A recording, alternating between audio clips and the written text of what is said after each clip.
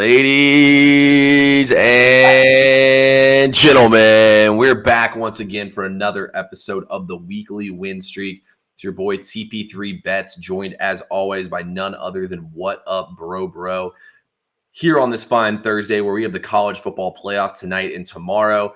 On Saturday, baby, we got NFL. Sunday, we got NFL. Monday, we got NFL. Guys, it is a great time to be alive. We got sports out the ass right now popping off.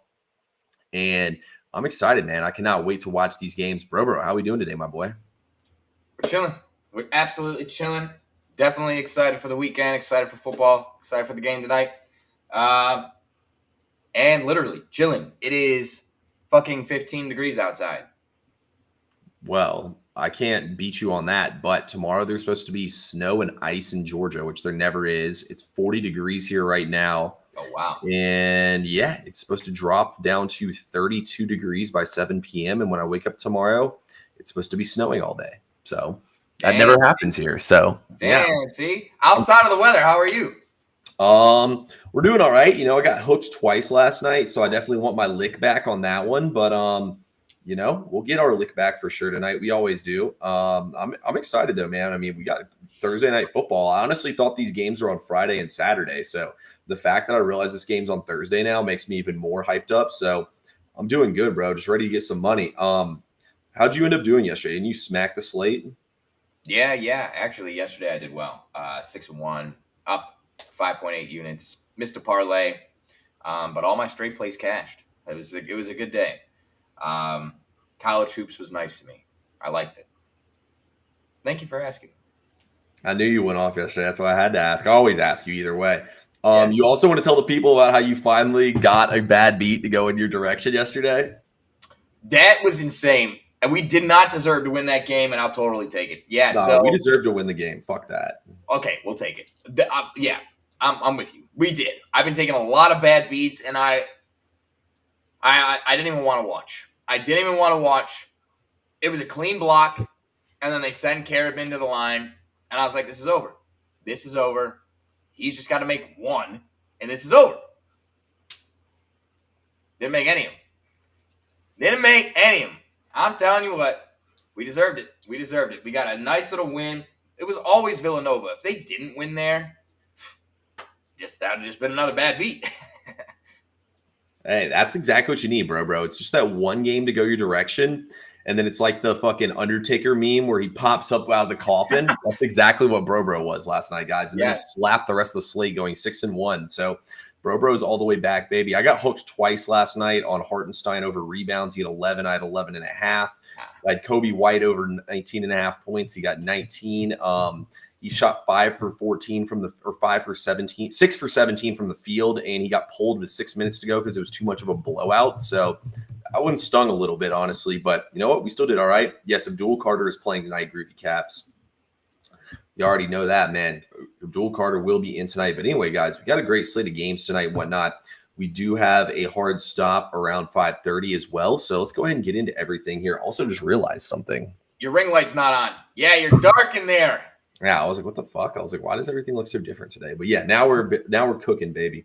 All right, bro. Let's get into this slate, man, and talk about these games here tonight and what all we got. Should we still start out with the NBA just like we did last night? Barbaro's got to play today in the NBA. Why don't you bless us with it?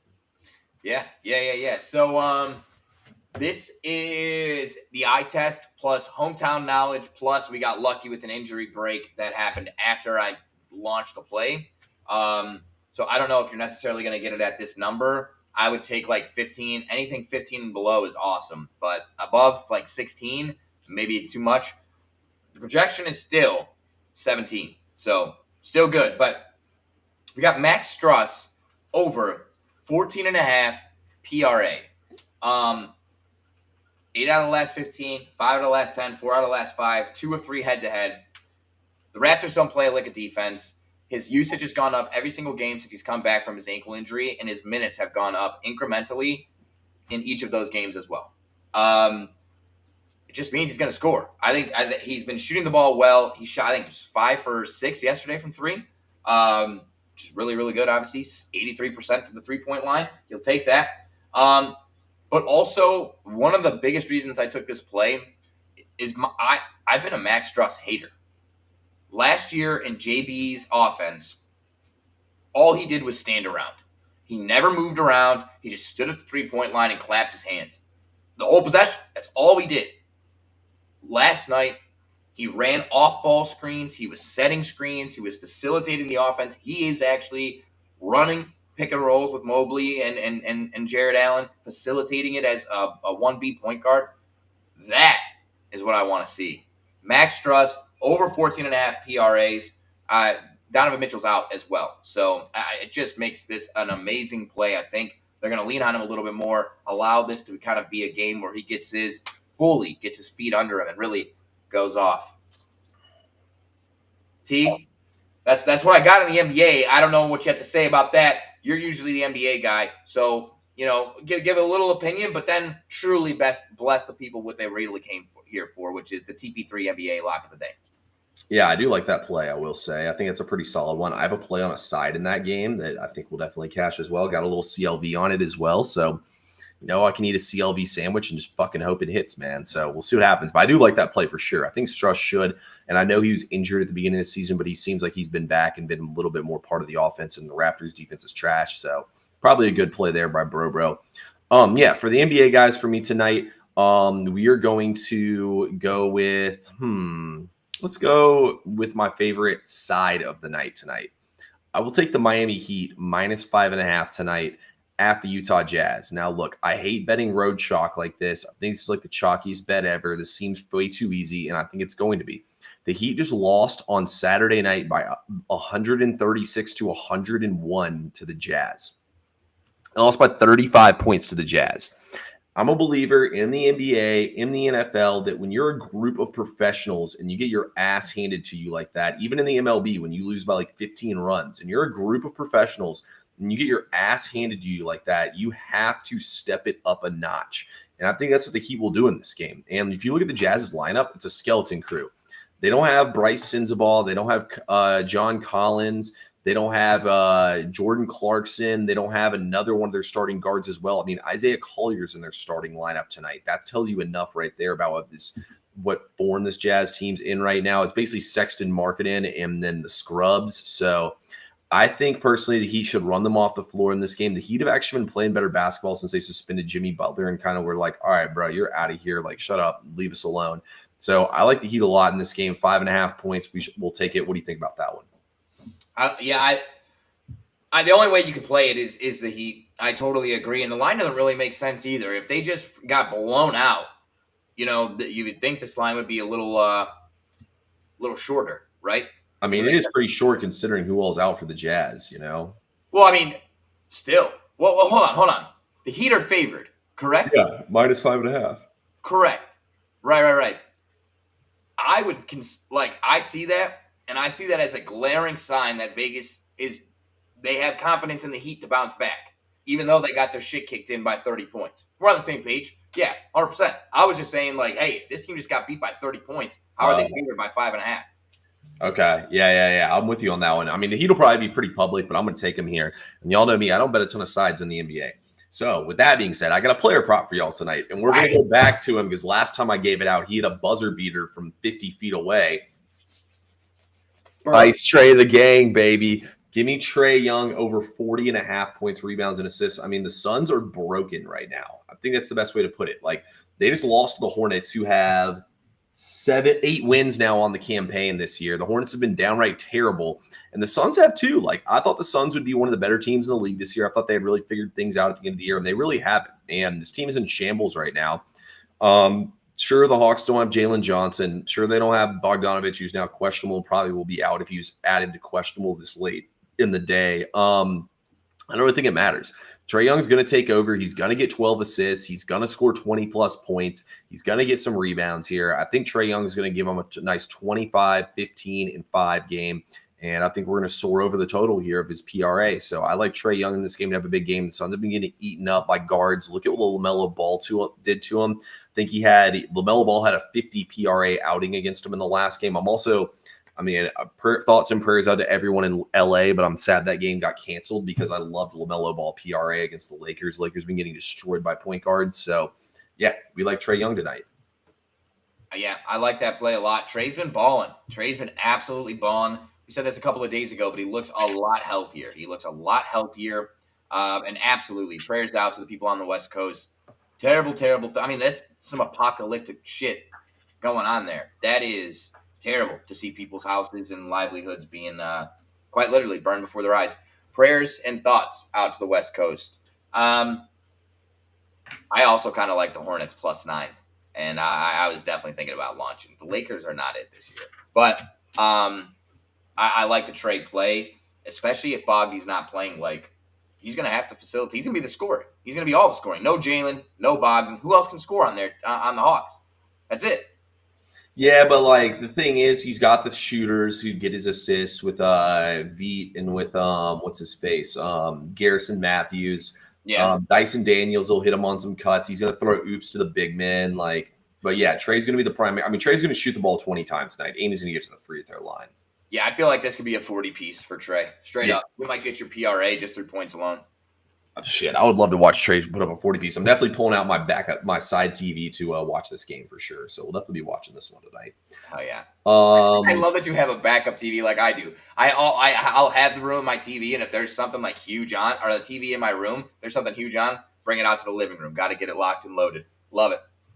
Yeah, no, I usually only watch one basketball game at once, and we'll just flip the channel over to the other games. But for once it's like March Madness time, obviously, like conference championships and stuff, I'll break out the second TV just because there's too many games on.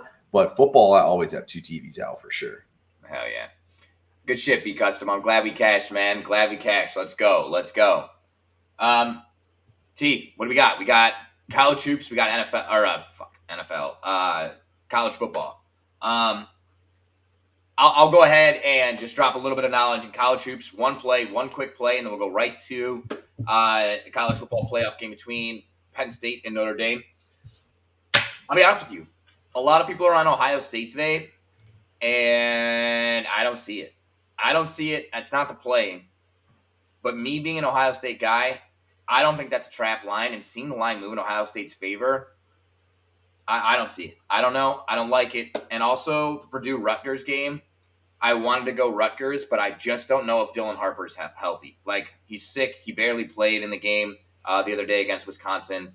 So I would stay off that game if I were you. But the play of the day is Michigan State -14.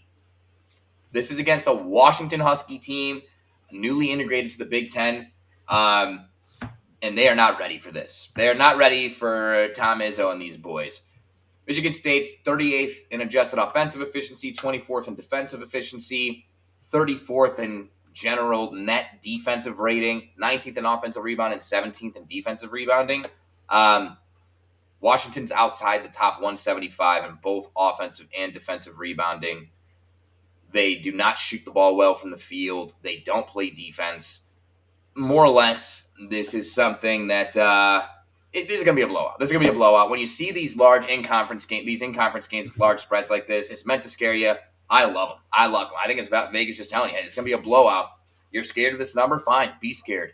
Or have some stones and fucking pay up, and that's what we're doing. Michigan State is 9-5 against the spread, 3-0 against the spread against the Big Ten. Washington's 8-7 ATS, but they're only 1-2 against top 75 schools. So against the spread. They've only played 2 true road games. They lost both of them by 9 and by 11 to Nevada and some other dog shit school. I can't remember off the top of my head, but really like Michigan State here. 14 should be no problem. Don't sleep on my boy, Great Osobor. Great Osobor? Yeah, he's on Washington. Is he really? He was on Utah State last year. Now I'm fucking around. That's all I know about the game is just that he's on Washington. No shit. No, he's a beast, though. Yeah, he is. Nah, I cashed a lot with Utah State last year, so I fuck with him. But yeah, that's about it for that game for me. But yeah, I think Bro's probably right. But yeah. Great Osobor, legend, great name. If you have a name, great, you have to be great. You must be great. Speaking of great, we have a great matchup in college football. Talk about a fucking segue. Penn State and Notre Dame, guys. I don't know if TP3 does, but I have an official play on the total. and that's going to stay over in the VIP on SoBet. T, I want your play, but also just want to know if you have a lean on the total that you may be able to give to people, because I can't give a lean because I have something so strong. But what do you got for us? Lean and then official play in the college football playoffs. Yeah, I mean, guys, Riley Leonard can't throw the football. We've seen it year in and year out. This guy is scared to throw the football. He's going to run the ball, which only means more towards the under here in this game. Notre Dame is a run team. They don't pass the football. Penn State is the 80th ranked, or is the 8th ranked run defense in the league. They're giving up like 80 rush yards per game on the ground. I think Notre Dame's really going to struggle to move the football. I think they're going to play super conservative. I mean, their best wide receiver is a lacrosse player. And you look at Penn State as well. What do they want to do? They want to run the football with Singleton and Katron Allen. So I think this game is going to be what run. We have two elite defenses. Notre Dame's secondary clearly flies around and makes plays. I mean, I will never bet an under this low in college football because these are college teams and you've seen all the crap that can happen and stuff. But I don't see how this game goes over the total. I really don't. I think the final score of this game, I think this game's going to look a lot like UGA Notre Dame did, and whoever makes the mistake will lose this game. And with all that being said, I like Penn State in this game. I think Penn State's run defense is a massive edge here. I have no confidence whatsoever in Notre Dame to be able to pass the football here, and I think Penn State has the playmakers they need. I think they have better wide receivers, best tight end in college football, and they have the run game, and Drew Aller can use his legs too. I think while Penn State might not be pretty, I think they can get it done. This is a really bad matchup for Notre Dame. This run defense is much better than Georgia's is. Georgia's kind of got pushed around up front, man, in some of these games. And Penn State's not going to let that happen. They're going to come out here and pound them into the ground. This is Big Ten style football. I truly think this is, I mean, with the way college football is now, I think this plays out better for a team like Penn State who usually couldn't get over the hump. So I think Penn State is going to win this game. I'll take them plus 1.5 points. It's actually not a bad line for a game that's going to be this low and probably going to come down to a field goal at the end. So I like the Nittany Lions here. I think it's going to be a gross game, but yeah, the under is a lean. Penn State's official for me. Give me the Nittany Lions, baby. Okay. Love you to death, brother. I couldn't disagree with you more, I don't think. And that's okay. That's okay. I feel like Georgia's defense is great. Is phenomenal. And they were put in tough spots, and they were still able to hold Notre Dame. I think that's just as much a sign that Georgia's defense is very good that it is that maybe Notre Dame can't score. I am going to tell you guys here and now, Notre Dame is not good, okay? They're not. But Penn State is not good more. Does that make sense to you? Basically, what I'm trying to say, I don't understand how Penn State is getting praised for their rush defense. I think it's a statistical anomaly. They gave up over 200 rushing yards to USC, who's terrible at running the ball. They got ran all over by Minnesota. They almost lost to Minnesota 1-1. They got ran all over by Bowling Green, and without a terrible pass interference call, they lose to Bowling Green at home to Bowling Green, just like Notre Dame lost to Northern Illinois at home. So I would just say, hold on. We got Little Game James, 5-13 ATS versus top 5. Marcus Freeman, 10-2 ATS versus ranked opponents. And then a couple of things that have nothing to do with stats or sports, but facts. 1,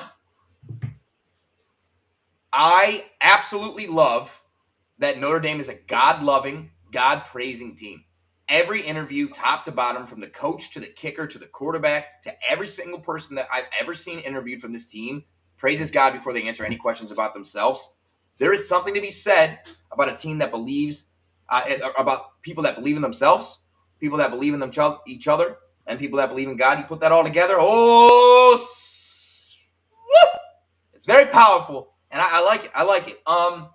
Secondly, I think you have to understand that this is still a business. And from a marketing standpoint, Penn State winning could be a potential disaster. Because right now, Ohio State is the betting favorite to beat Texas. And I think anybody that has 2 eyes is going to take Ohio State tomorrow. And Ohio State, Penn State in the national championship is bad news for marketing. You're basically isolating an entire college football market and quarantining them away from the national championship and giving it to just the Big Ten fans.